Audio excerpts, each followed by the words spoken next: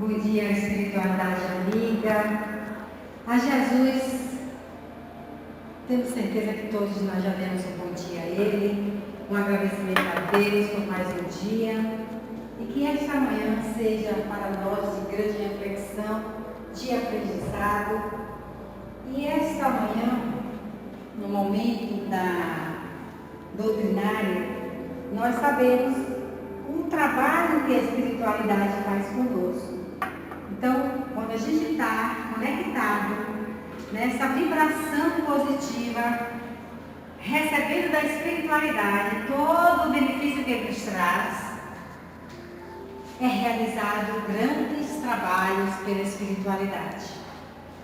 Eles trazem para nós fluidos renovadores, para as nossas células que estão cansadas, traz para as nossas emoções, trabalhar melhor essas emoções. Então, é um trabalho, além do que o palestrante traz, pelas palavras, pelo incentivo, a espiritualidade espera que cada um de nós nos permita estar conectado com eles, porque fica mais fácil da gente receber os benefícios e sair daqui mais realizado pela manhã, que nós saímos dos nossos lares, com a vontade de ouvir uma mensagem de incentivo, que nos traga mais coragem, mais vontade de ver a vida como ela deve ser olhada, com o maior prazer e agradecimento a Deus. Então, que nesse momento possamos fazer esta ligação com Cristo, pedindo que nos envolva em paz, em harmonia,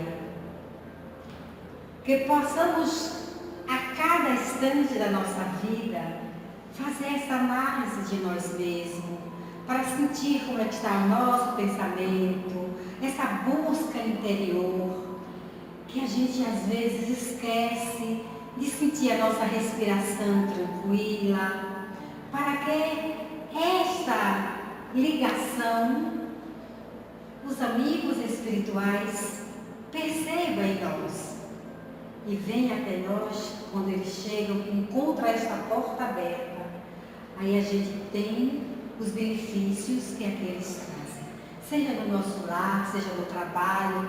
Precisamos estar nesta conexão. Então, que essa manhã seja de muita harmonia para todos nós, para aqueles que não puderem estar conosco, outros que estão a caminho, aqueles que estão nos hospitais, enfermos, em seus lares, os que estão nas marquises, todos aqueles que estão em sofrimento. Que esse momento seja de muita paz, harmonia, equilíbrio para toda a humanidade. Que esse amigo Jesus, em todo instante conosco está, possa cada um desses irmãos que estão em aflição sentir a presença de Jesus, derramando sobre eles seus fluidos curadores de fé e de esperança. Assim, amigo Jesus, amigos, trabalhadores, mensageiros, que quer ver o bem de cada um de nós, possa nos envolver em bênçãos.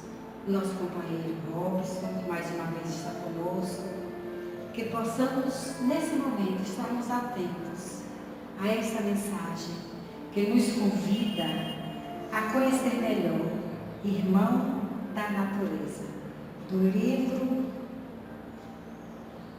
Nascente de Bênçãos, no capítulo 18. Então, meus amigos, uma manhã proveitosa para todos nós.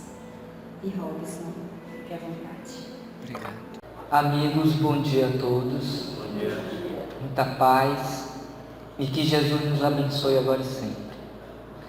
Conforme foi dito, o tema de hoje que nos faz pensar sobre a grandeza desse Espírito, que até pouco tempo atrás esteve conosco, considerando que a eternidade é muito mais longa do que os séculos que se passam, nós vamos considerar que a presença de Francisco de Assis entre nós foi ontem.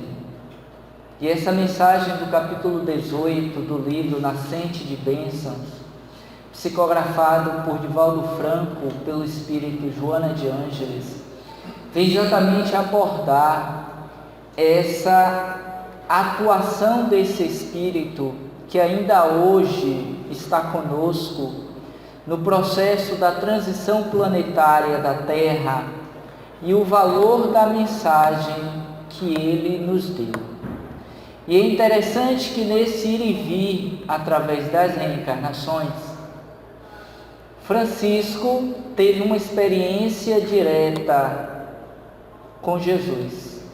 Talvez não tenha sido a primeira, mas aquela que nós mais a conhecemos, quando esteve na condição de discípulo de Jesus, sendo aquele o mais querido, João, o Evangelista. Porquanto, segundo alguns autores, Francisco de Assis é a reencarnação de João Evangelista. E todos sabemos um pouco da história desse discípulo quando esteve presentemente lado a lado, convivendo e aprendendo com Jesus, para exatamente mais tarde, alguns séculos depois, voltar ao corpo físico, à experiência material corporal, para prevalecer o amor que Jesus veio nos convidar a viver todos nós, como sendo o sentimento por excelência, como sendo a referência de todos nós para nos ligarmos, para nos identificarmos com o Pai que está nos céus. E ele então, segundo alguns outros autores igualmente, ele é aquele que melhor representou a mensagem de Deus a partir dos ensinos de Jesus, depois do próprio Cristo. E então, Joana de Ângeles, ela vem e nos brinda com essa mensagem muito oportuna, em que ela vai dedicar a esse espírito, Francisco de Assis. E conforme nós veremos no decorrer do nosso trabalho, ela vai dividir essa mensagem em dois momentos significativos, sendo no primeiro, contando um pouco da história e da vida desse representante do amor na Terra. Esse que é considerado ainda como sendo o Sol de Assis. Porque a vinda desse espírito, conhecido como tal, teve como missão reviver a mensagem de Deus. Daí porque ele ouve uma voz, não outra senão a do próprio Cristo, que lhe pede, já na sua fase de jovem, na sua fase iniciante da sua vida corporal, para que ele reconstruísse a sua igreja. E ele não entendia muito bem qual era o significado daquela mensagem. Acreditava-se que ele era um louco, uma pessoa destituída da consciência, até porque ele abdicou de todos os seus bens materiais, da sua vida humana, da sua jovialidade, de todas as possibilidades de enriquecimento, de favorecimento de uma época até então muito conhecida e favorável, como sendo a das conquistas das terras, das conquistas materiais, para se dedicar a esse labor de reconstruir a igreja que estava lá destruída em Assis. Mas que na verdade, essa igreja era algo simbólico, porque ainda hoje nós temos essa visão equivocada de nós estarmos construindo igrejas, catedrais, templos religiosos, centros espíritas, esquecidos, na sua maioria, da mensagem que transforma, que eleva, que ressuscita o espírito quando da sua experiência encarnatória. E assim ele vivenciou durante muito tempo, nessa tentativa de reconstruir uma igreja, uma capela. Mas no decorrer do tempo, quando ele assume essa missão, ele vai compreendendo que na verdade, o que ele deveria realmente fazer, e ele o fez, mesmo que inicialmente de uma forma inconsciente, sem ter muito aprumo, sem ter muita ciência do que estava fazendo, era levar a mensagem de Deus, do amor, que ele aprendera quando da época e da sua experiência direta com Jesus, para aqueles que lá estavam, destituídos desta consciência de dever e de vivência das leis de Deus. Porque Francisco vai nascer exatamente em um dos períodos mais obscuros, mais sombrios da história da humanidade na Terra, que é no século XIII, em que existia a chamada Idade Média, onde as guerras, as mortes, o desrespeito às leis de Deus, a completa e a quase que total destituição desse sentimento de espiritualidade existia à época. Era corrente entre as pessoas que lá estavam, porque o poder, os interesses materiais, as conquistas do mundo prevaleciam em detrimento desta realidade de seres espirituais que todos somos. E que de alguma sorte, acreditem ou não, ainda trazemos no nosso psiquismo, na nossa consciência, um pouco desta realidade. Porque se assim não fosse, nós viveríamos tal qual o irmão natureza. Porque ele era o cantor de Deus. Ele pregava a mensagem de Deus para a natureza. Ele tinha uma relação direta, amigável, amorosa com a natureza. Ele respeitava, ainda que não tivesse a princípio a consciência de que eram princípios inteligentes em um processo de evolução, mas ele tinha total integridade e respeito àqueles que eles considerava como sendo seus irmãos. Os animais, as plantas, a natureza como um todo. Conta-se, dentre os muitos casos atribuídos a ele, que o respeito e o cuidado que ele tinha para com os animais, independentemente do porte da espécie, era tamanha que ele limpava o chão para que as pessoas não pisassem nas formigas. Que quando ele falava, tamanha era a ligação com esses nossos irmãos inferiores no processo da evolução espiritual, que quando ele falava, os peixes saíam de dentro d'água para ouvi-lo, os pássaros paravam, os animais de alguma sorte ficavam encantados, imobilizados para escutá-lo e ouvi-lo, porque o seu psiquismo já estabelecia uma relação direta com eles. Existe um caso famoso e conhecido na história de Francisco, ainda dentro dessa linha de apontamentos, de que existia na cidade de Assis um lobo muito feroz, que todos temiam e que ele matavam os homens, as crianças, as mulheres que ele encontrava pelo caminho.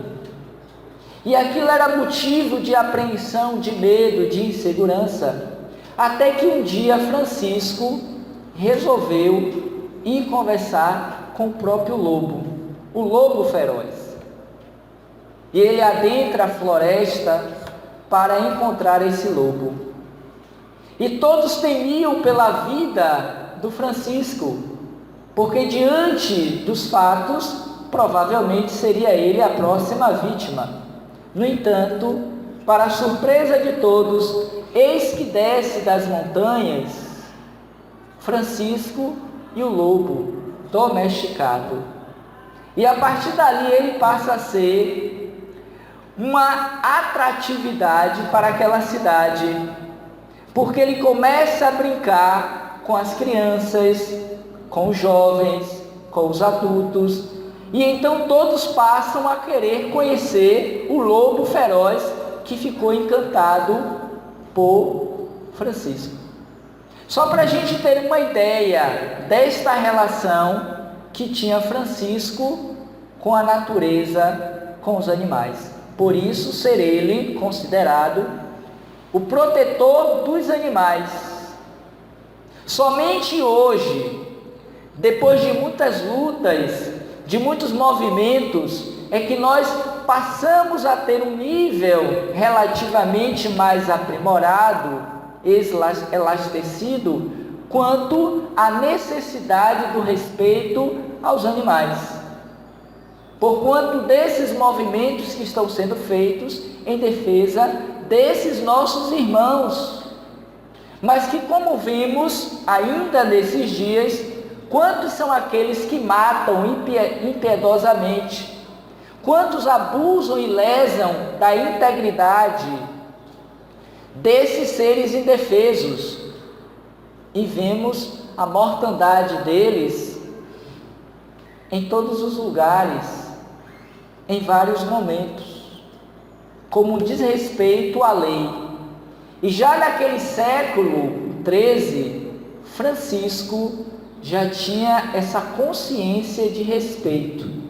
Hoje a doutrina espírita nos diz que é o princípio inteligente do universo que vem através da experiência na matéria, se desenvolvendo, se aprimorando nesses vários reinos subsequentes ao reino hominal, para que um dia, mais complexados, eles possam despertar, eles possam eclodir nesse que ora nos encontramos, o reino hominal, e iniciarem as suas experiências reencarnatórias como humanos. Porque um dia nós também fizemos esse caminho, desde quando Deus nos criou na condição de mônada. E a partir daí, passamos por essas inúmeras experiências nesses reinos, conforme dissemos: o mineral, o vegetal, o animal.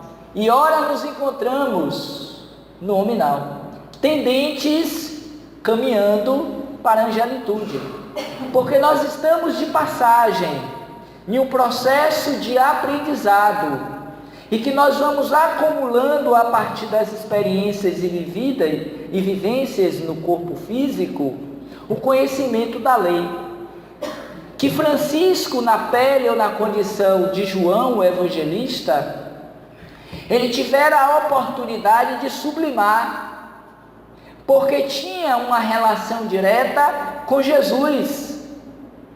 Daí porque, igualmente, quando da despedida de Jesus no Gólgota, ele do alto, na cruz, antes de expirar no corpo, e vendo a multidão que ali estava, para ver a cena derradeira do Cristo, daquele que era considerado Filho de Deus vivo, ele observa o estado de dor, de sofrimento da sua mãe e de duas outras mulheres que o acompanhavam naquela trajetória dolorosa, e em vendo o discípulo querido, ele volta-se o olhar para a mãe inicialmente e lhe diz: mãe, eis aí o teu filho.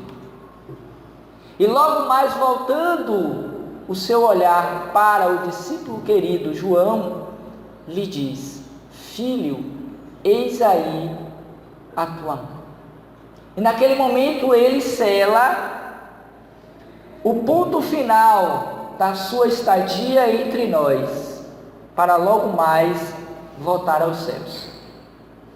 E João apreende aquela advertência, aquela solicitude do Cristo e dedica-se a vida inteira em cuidar da mãe de Jesus, Maria, que mais tarde ficaria conhecida como sendo a Mãe Santíssima, a mãe de todos nós, e que ainda hoje nós a reverenciamos.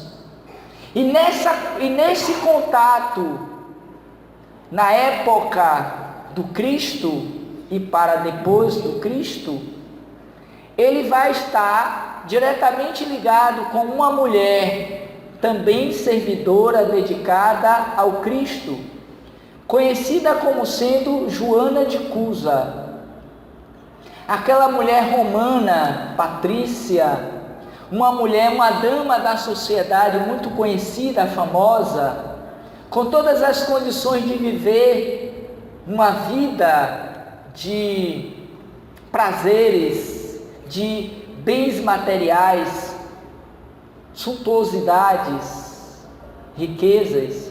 Ela preferiu abandonar todas essas coisas para seguir Jesus. E somente mais tarde passamos a conhecer, também na figura não outra de Joana de Ângeles. Quando nós nos referimos, para quem não sabe efetivamente dessa história, nos referimos a Joana de Ângeles, nós estamos nos reportando igualmente a Joana de Cusa, aquela a quem a época de Jesus igualmente se dedicara com afinco, com amor, à vivência dos ensinamentos do Cristo, para que na Idade Média, no mesmo século, no mesmo período do nascimento de Francisco de Assis, 1811, 1812, ela também estivesse ao seu lado na figura de Clara. Para quem não sabe,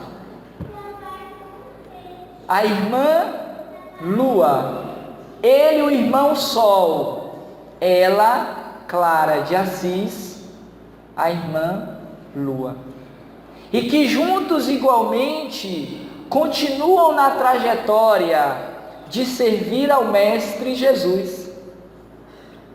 Daí porque, em convivendo com Francisco, ela vai mais tarde abrir uma congregação, um grupo para dedicar-se à prática do bem em Assis, e que hoje nós temos essa congregação de Clara de Assis, aquelas mulheres que se dedicam ao serviço ao Cristo, como igualmente aqueles homens que se afinizaram com a proposta de Francisco, que abandonaram suas vidas mundanas para servir ao Cristo.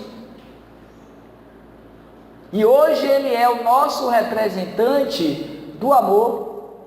E aí a gente vai entender que nada está solto, nada está perdido. Existe um caminho evolucionista no qual todos estamos envolvidos, tal qual dissera Kardec, quando da elaboração do Livro dos Espíritos: nascer, morrer, renascer, progredir ainda e sempre, tal é a lei. E é o que todos estamos fazendo, na medida em que nós temos essa consciência da nossa realidade espiritual, Porque se nós nos encaramos tão somente como corpos físicos, matéria, muito pouco compreenderemos a grandeza de Deus. Muito pouco respeitaremos a natureza que aí está e que nos serve de possibilidades evolutivas. Então, quando nós agredimos, desmatamos, matamos os animais, nós estamos ferindo a Deus por extensão. Porque todas essas coisas são de Deus, tal qual nós somos.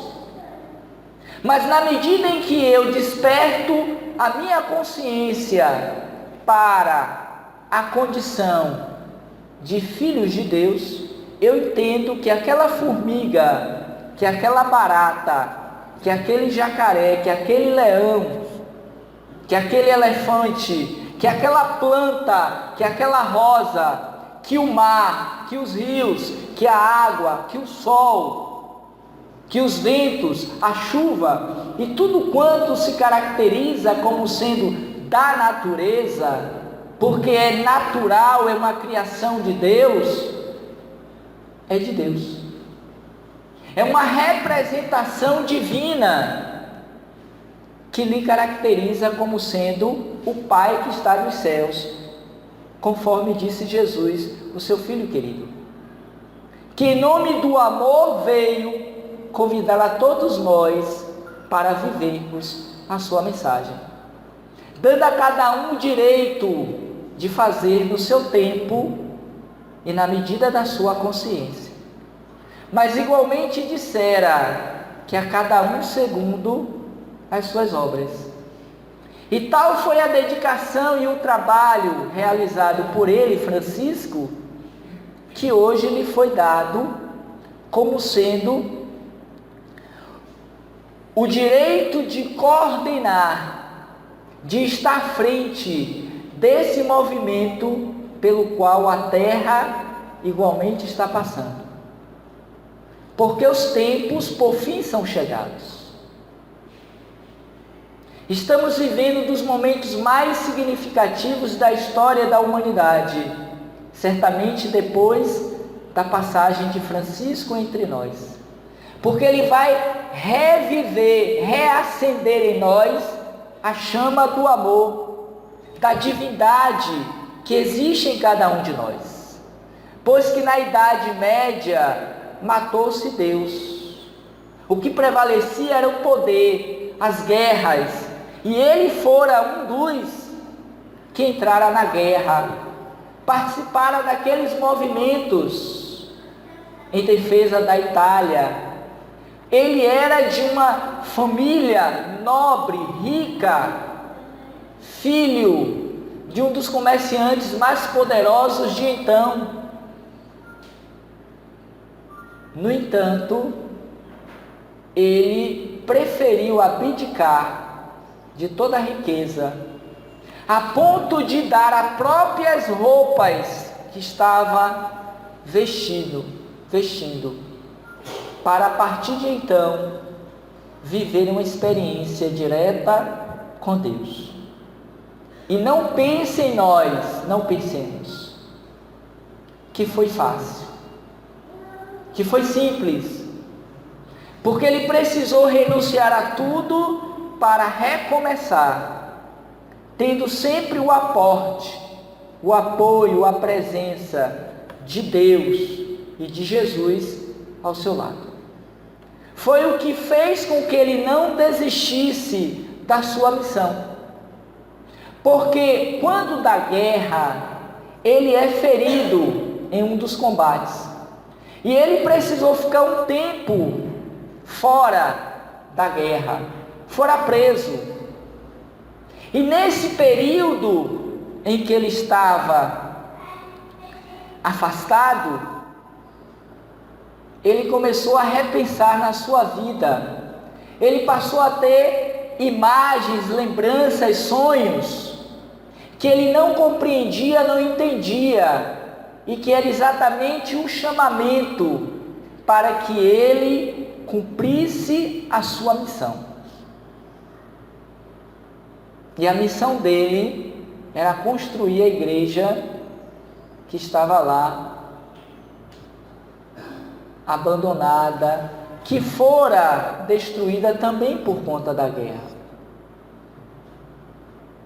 Mas a igreja no coração de cada um daqueles que lá estavam.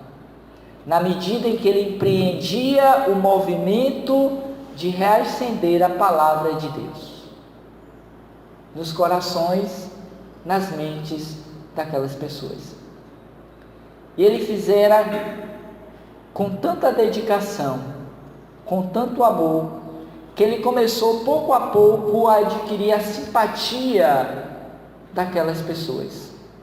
E reuniu um grupo de amigos interessados naquela proposta.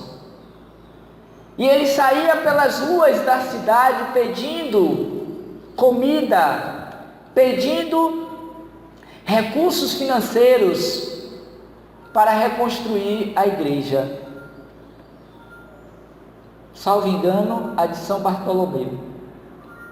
E a partir daí ele vai de casa em casa, de rua em rua, fazendo essa movimentação, até que ele efetivamente consegue.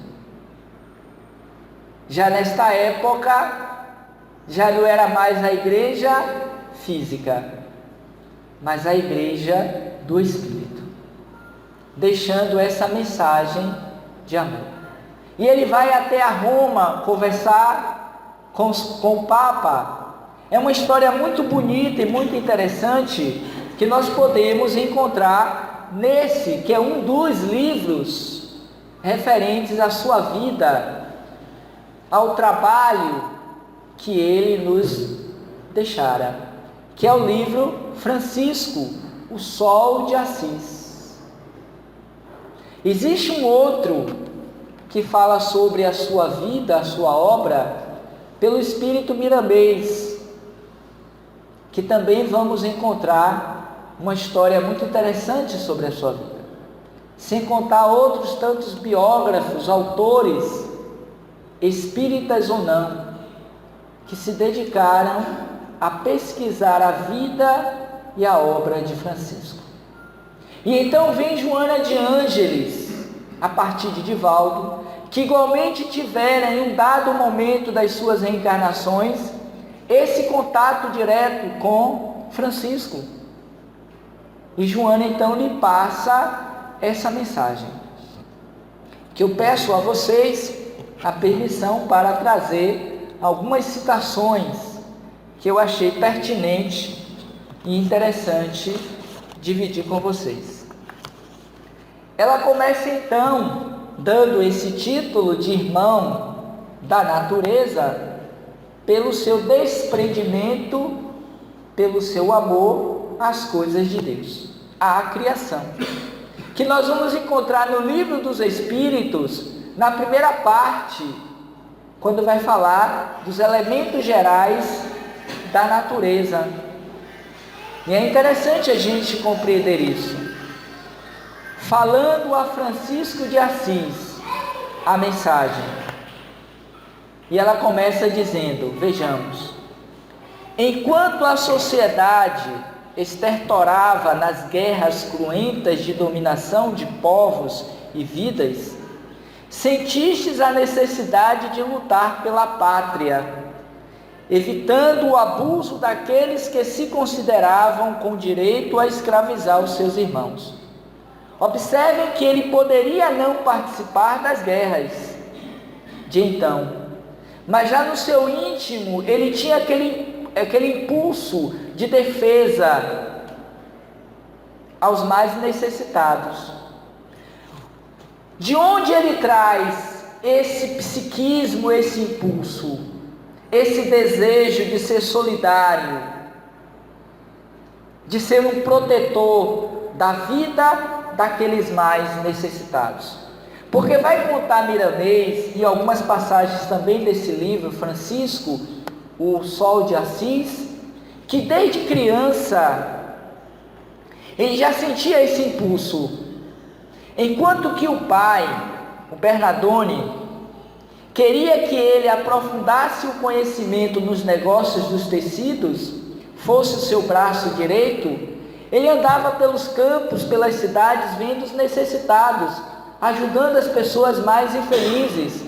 E o pai não aceitava isso, porque queria que o seu filho se tornasse um grande negociante, que desse continuidade, como hoje nós fazemos, que os nossos filhos herdem a nossa profissão, o nosso trabalho e continue. Quase sempre é assim. Então ele não estava diferente da realidade, porque nós trazemos isso através das reencarnações. Mas ele já tinha aquele desejo de ajuda. E era sempre repreendido, mal visto. O pai colocava-o de castigo.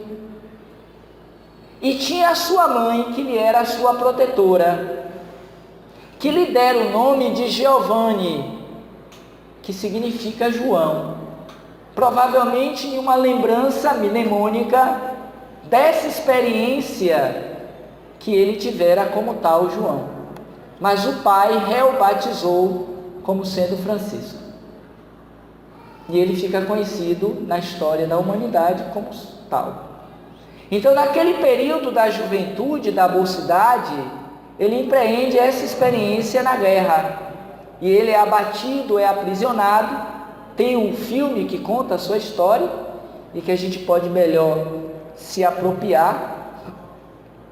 Mas nem por isso ele deixa de trazer no seu íntimo o desejo de socorrer essas vítimas.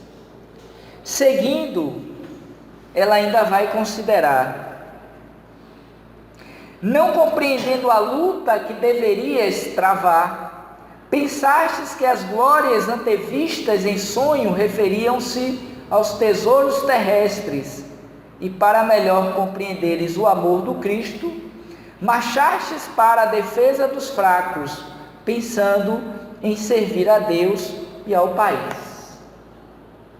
Logo mais, depois de um tempo, ele desiste dessa façanha. Porque apesar de ser um espírito de um alcance moral e espiritual mais avantajado do que a maioria do que lá estavam e os de hoje, mas ele estava no corpo. E como tal, ele tinha o esquecimento do passado. E os espíritos amigos, certamente sob o comando de Jesus, ali estavam para despertar nele aquele que seria a sua verdadeira missão de paz.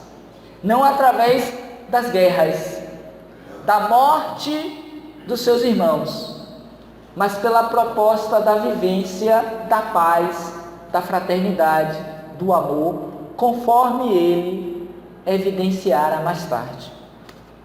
No parágrafo seguinte, ela ainda considera: nascido para a paz, jamais poderias combater com armas destruidoras, e por isso combateste, prisioneiro dos hábeis verdugos que te encarceraram e te fizeram sofrer.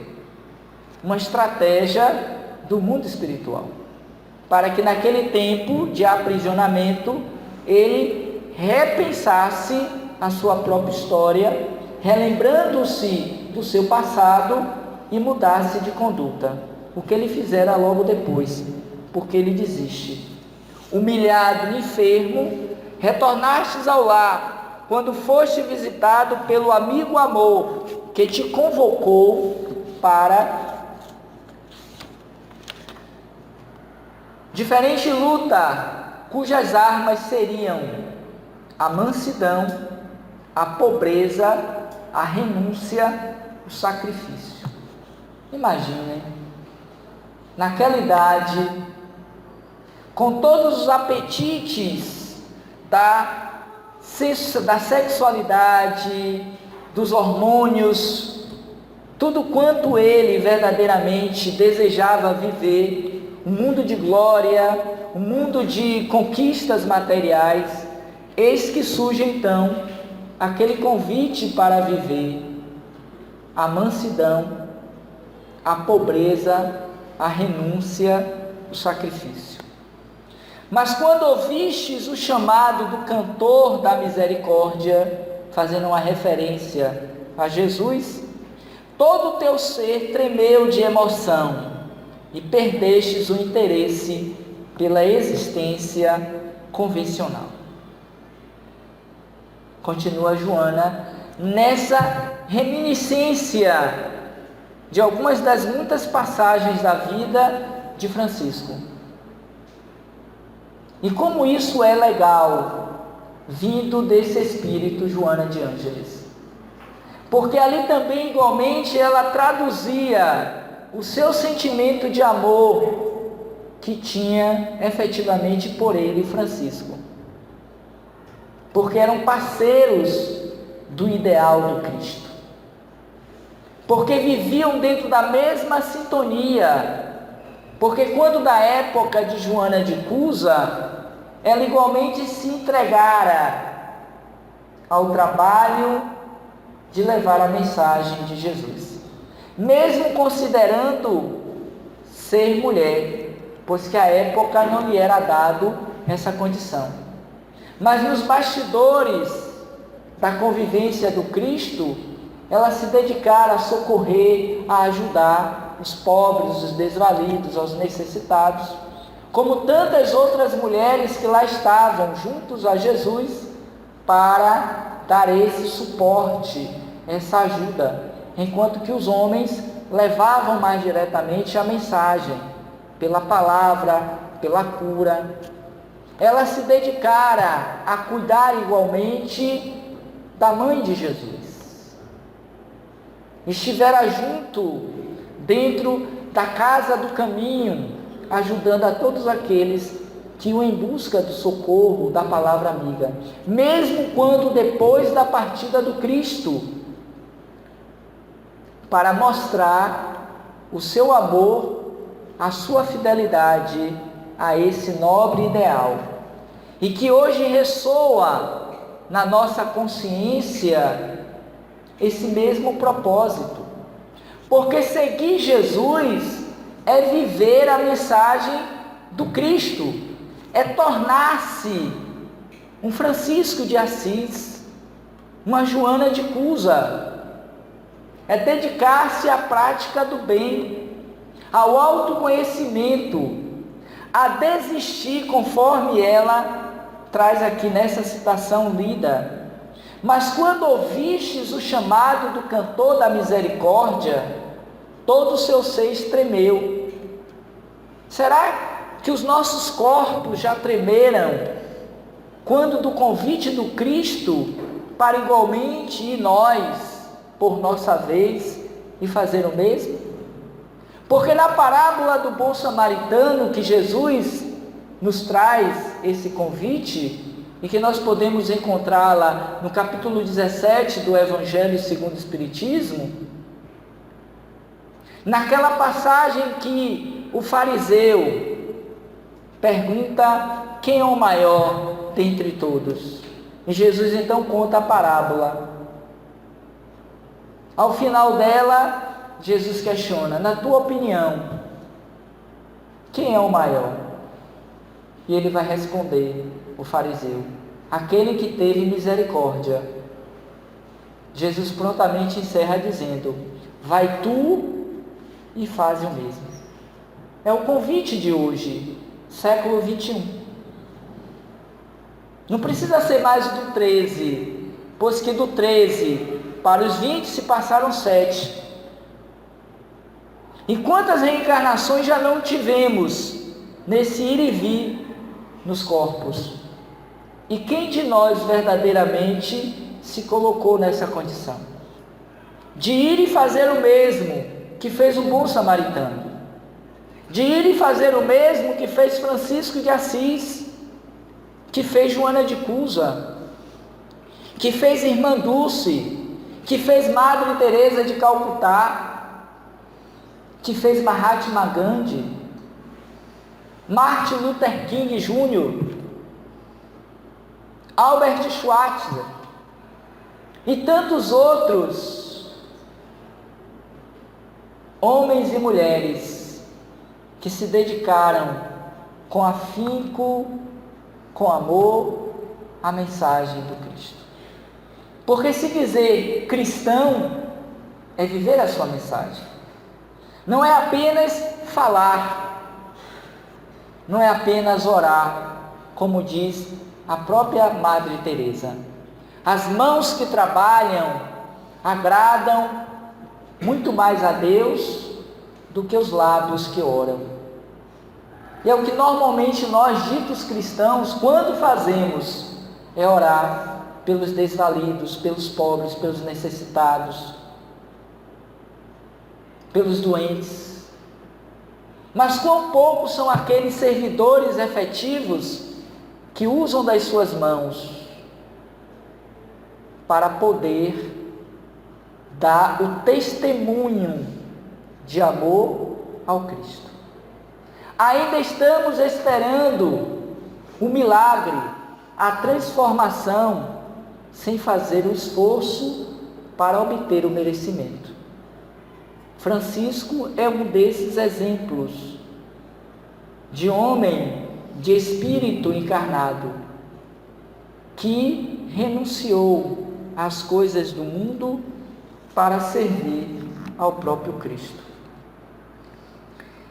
E aí ela vai falando um pouco mais sobre essas questões. Lá para as tantas ela diz: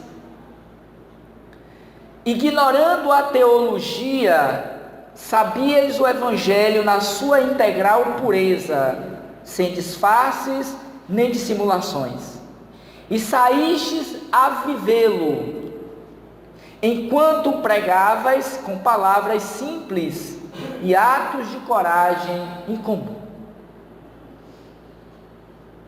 Podemos reviver nesses dias igualmente de sombras, igualmente de dores, de guerras, porque na segunda parte dessa mesma mensagem, ela vai considerar que de lá para cá não se mudou muita coisa. O quadro social é quase que o mesmo. Melhorou-se em alguns aspectos, do ponto de vista material, do ponto de vista da mobilidade, das conquistas das ciências, algumas áreas humanas, é verdade.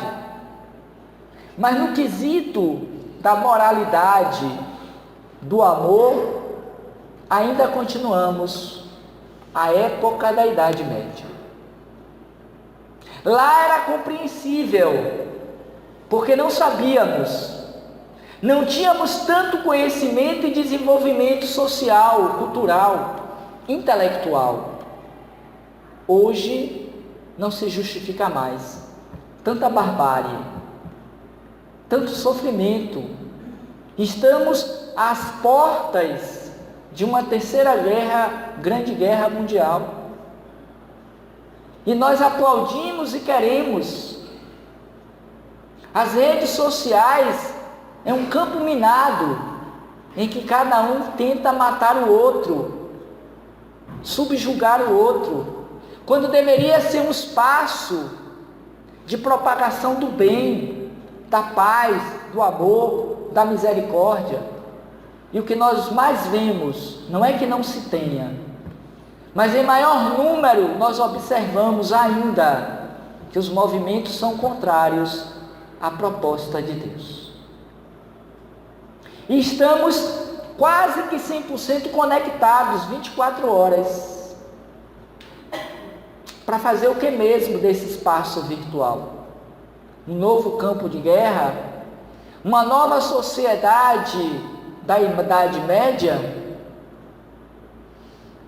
Os compromissos que nós estamos assumindo do ponto de vista reencarnatório, a gente não consegue aquilatar. Porque, conforme dissemos, a cada um segundo as suas obras. A nossa própria consciência nos julgará mediante as nossas ações. Onde está inscrita a lei de Deus no homem? Na consciência. Então ela veio nos apresentar a mensagem de Francisco para nos relembrarmos desses muitos feitos, dessas muitas vitórias que ele nos deixou como exemplo. Me permitam mais um pouco, e essa é uma das partes que eu achei mais interessante da mensagem.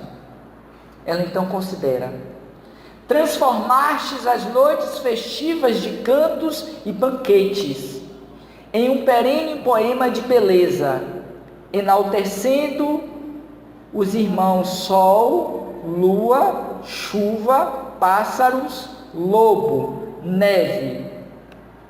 Enquanto o mundo de então te espreitava com desconfiança e desinteresse.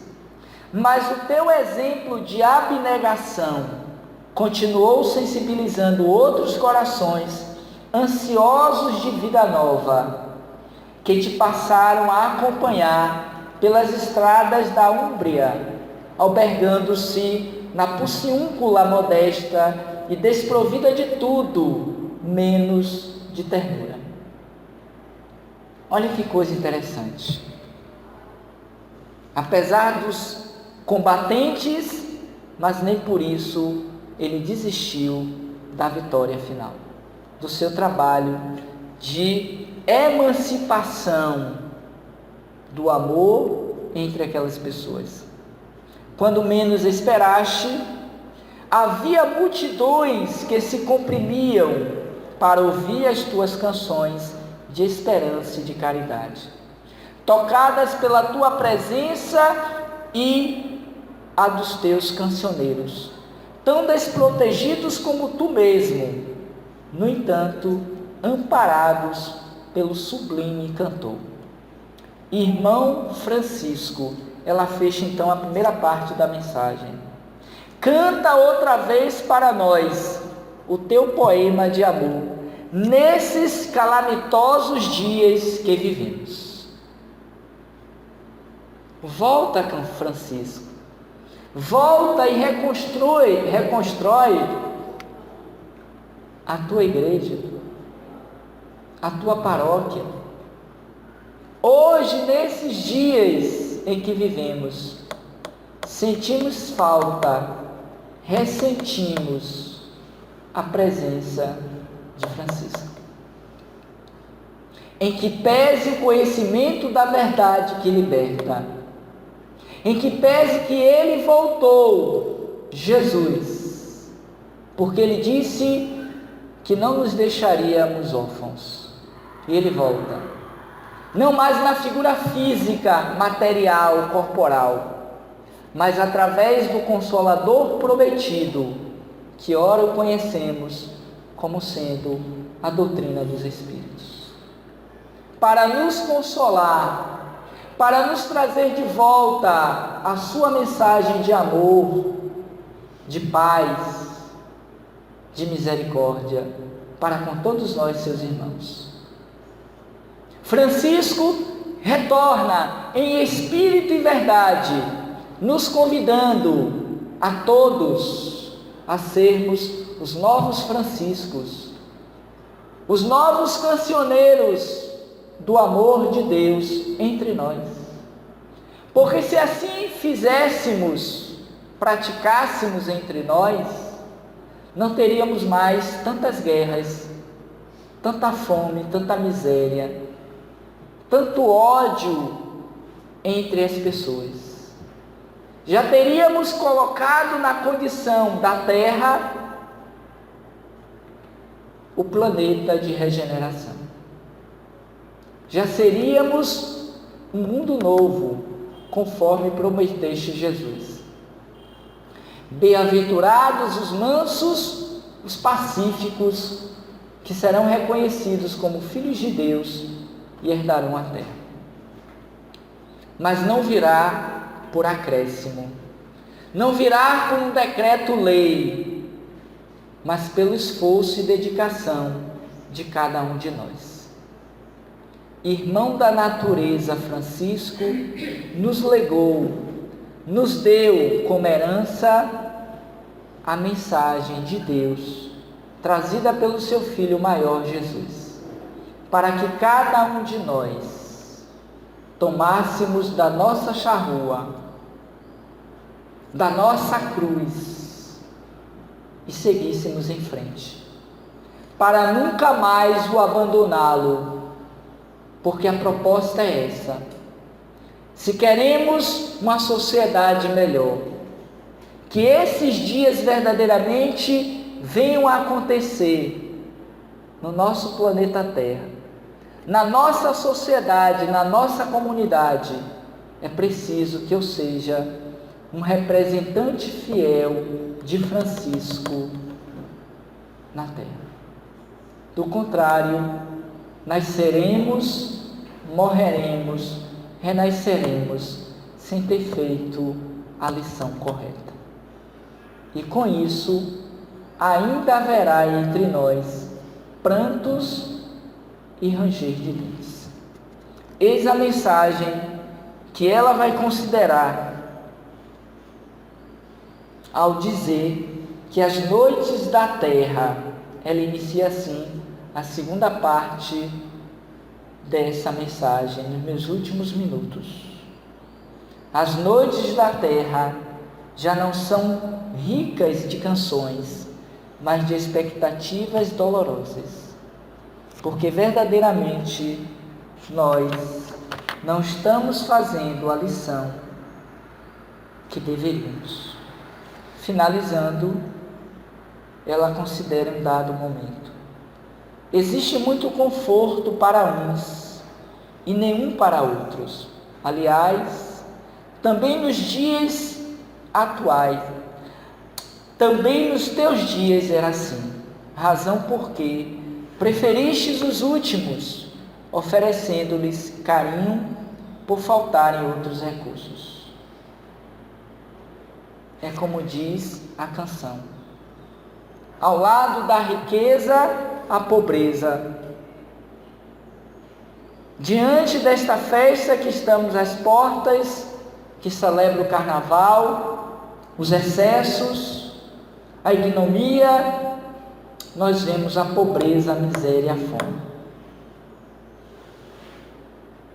Há muitos escândalos hoje entre nós, produzidos por nós, que nos dizemos filhos de Deus.